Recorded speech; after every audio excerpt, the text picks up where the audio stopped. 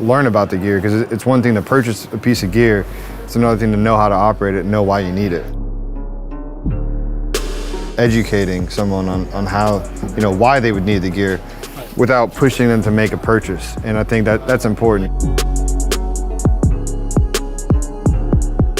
Hi, I'm TJ Beachel, co-founder and lead technician with NEAT, Next Era Audio Technologies. Super excited to be here with Sweetwater today on the 12 Karat Toothache Tour with Post Malone.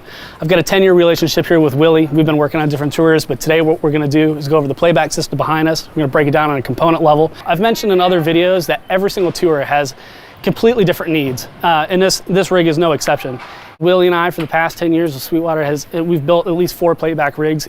We've went through Mo2s, we've had Lynx Aurora, we've had Play Audio 12, SW8s from Radial, you name it. And today we're looking at Prodigy, we've got Time Code, we've got a plethora of different DAWs. So let's look at what's going on behind the scenes. Willie, I see up top we've got a distribulizer. This is going to be what we have for Time Code. Where all is the distribulizer actually going in this tour?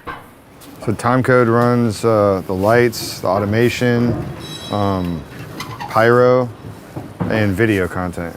Amazing. Below the distribulizers, I've seen we've got 2 Prodigies. Prodigies is going to be our converter, what we're using to actually disperse audio in this tour. Specifically, I noticed we've got Ableton, we've got Pro Tools, and we've got Console up with UA. But specifically, this is handling the conversion rate inside of this tour. Tell me about the Prodigy and why we went with that. Playback's all about, on a performance aspect, keeping the show moving. AES inputs, play around with tune, play around with different things. Both my show computers are running Dante, and that's my virtual interface, essentially, that runs the entire show. I use Ableton for that. I have a second Prodigy that's handling recording, the crowd mics, and just different things that we want to capture on the tour. It's also my backup interface for a backup, which it's kind of redundant in itself, but realistically, if I lose one of my interfaces or one of my virtual sound cards, one of my computers goes down, the B picks up. You can't even tell. The Prodigy switches so fast, and that's another reason why I went with the Prodigy, is because the switching itself happens on a network level. So my computers are running Dante, and my failover switches back to another leg of Dante.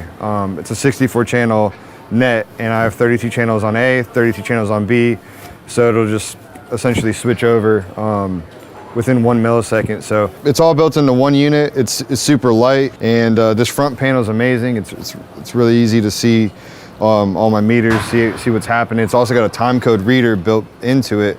You were talking about the distribulizer, and I've been using a distribulizer since the beginning. You were doing 21 pilots, and you were raving about the distribulizer, and we had to have one because, sometimes you're doing festivals and you have like a 200-300 foot run, and you need the ability to amplify time code or distribute it to multiple different locations. So I always keep one in the rack also for visual cue, which is, going back to the Prodigy, something that's pretty cool. The Prodigy actually has a time code reader itself built into it. So, when you're making edits, you want to make sure the time code's exact.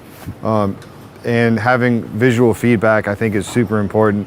But I still believe that the distribulizer, has a permanent place in any rack. Let's move over to the other rack here. I see that we've got a Mio XM. Now, I know we're using Oak Tone for controllers for the session, but what are we doing with the Mio? So Mio is really cool. On other tours, some of the other rigs that we've had, we might need a controller on stage. We were using Play Audio 12s for the past, 3 or 4 years. There was the MIDI 4 Plus, and that was kind of the beginning of it all. The Mio XL and the Mio is essentially like the evolution of that piece of gear. So I can connect 4, 5, 6 computers, as many computers as I need really, within a net, and share RTP MIDI across all of them. So if I'm running Pro Presenter, if I'm running using Auto-Tune and I'm trying to switch a preset, I can do that across a net, and the Mio makes it so simple. Moving down in the rack, I see 2 X16s. What exactly are you doing from a vocal production standpoint, and what are you doing with the Apollos in this rack? Yeah, so we started off running Apollo 16s on the previous tours, and they're awesome. We had an analog signal chain. This year, we decided to keep it the same. We were talking about going digital with the vocal chain, but there's something cool about analog and keeping it simple. So we went with the new Apollo 16s. I think these are like the Heritage Edition, but we had a 16 and it failed. during rehearsal, and it's a major component of our tour. So I've been working with TJ forever, and one phone call next day, we literally had 2 X16s, and we're ready for tour. So And that was in Lidditz, right? yeah, it was in Lidditz. Yeah, I remember you called me in a panic mode saying that there was a failure. I called Mike Peacock, shout out Mike. He got that out next day, and we're back up and running. So Yeah, it's like, Sweetwater and Neat have this neural net across the world. I don't know any other companies that can really match their level of support, and the gear always comes in great condition, and it's always for a great price. So the radio essentially feeds both Apollos, and it's just a line level ISO split, and then the Apollos feed a SW8, and it's a manual switch. So if audio processing goes down on A, switch to B. But the Apollos themselves have a Thunderbolt 3 built into it, so it makes it super convenient. You don't have to use any adapters. We just run console software because you don't have to run a DAW, and I haven't had a single failure this entire tour on. It's super resilient, and all the processing happens on the DSP chips built into the Apollos. Hey Willie, I see inside of the console we have several presets. Can you explain what's going on here? Yeah, so from song to song we might have different vocal processing that's happening. So I wanted a tactile solution. There's an automated solution using the Mio that will switch tune presets, but we wanted a tactile solution too. There's another operator that runs tune on this, for this tour. Yeah. So I wanted to give them an easy way of, any MIDI controller mapped with UA essentially can allow you to tab through all your tune presets, or if you're using another software, another interface, not interface, but like an EQ or something else you want to switch presets through, you can do it on the front end. Which is another reason why everyone uses Apollos, because you're not stuck to just using auto tune. There's a whole bunch of really cool effects.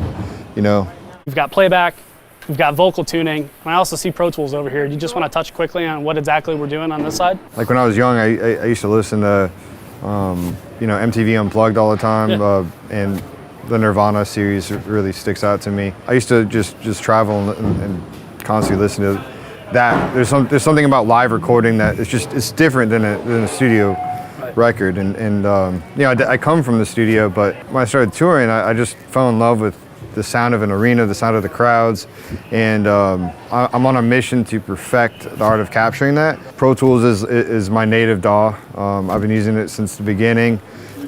So my Prodigy's feeding Pro Tools, and I'm actually capturing all the crowd mics, stems, and vocals, so we can go back and, create cool moments, from the live performance. Yeah, and maybe one day put a live record together. There you go. Well, Willie, thanks for your time. Thanks for breaking down the rig. Thanks Sweetwater for coming out and, always showing love. Thank you, Mike. Thank you, TJ.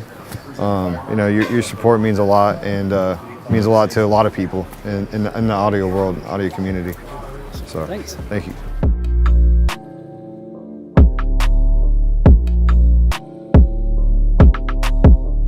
Working for Post Malone has been probably one of my greatest accomplishments ever. He's given us so much opportunity to not only help push the sound, his sound live, but he lets you do your best.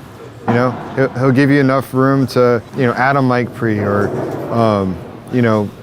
push something in a session, give you creative freedom to really fully express yourself.